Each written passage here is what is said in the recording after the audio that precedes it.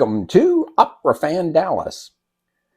Today's synopsis is Elektra by Richard Strauss. We will be looking at the NorrlandsOpera's 2024 production from Umesten, Sweden. See the description for details. Elektra is an opera about murder and revenge, and I hope you picked out your favorite acts to enjoy this larger-than-life production. And when I say larger than life, I mean the characters are 40 feet tall on an opera stage the size of a football field, and it is outdoors with lots of pyrotechnics, flooding, and strange costumes. The opera opens with a 5-second overture. Strauss wants to get straight to the mayhem. The music is hysterical from the first notes.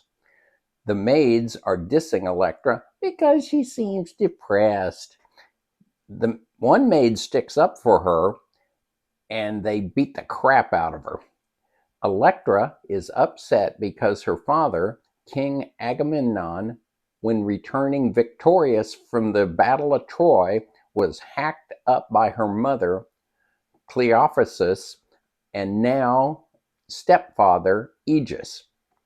Elektra wants to go Lizzie Borden on them. What a surprise. She wants her sister, Chrysothemis, and her brother, Orest, to help her. Do you have all these names down? I don't. Let's use pronouns to make it easier to understand who's trying to kill who from Elektra's perspective. Her sister warns Elektra that the parents want to lock her up in the tower. She asks Elektra to renounce vengeance and just be happy. What? They killed Dad. They want to lock me up, and you say, let it go. This is not a Disney musical. I want payback. Her mother, the queen, arrives with her retinue. They're all wearing naked suits. This is just one of the many disturbing images in this production. The queen sends the retinue away because she wants to talk to Elektra alone.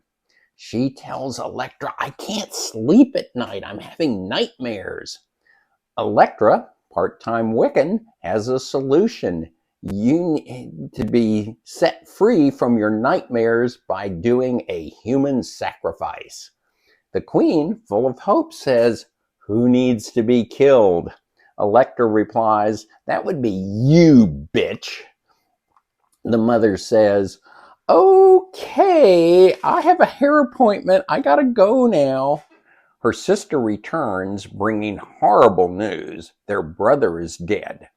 Elektra doesn't believe her at first, but then, having lost all hope, she concludes that she and her sister must chop up the parents themselves.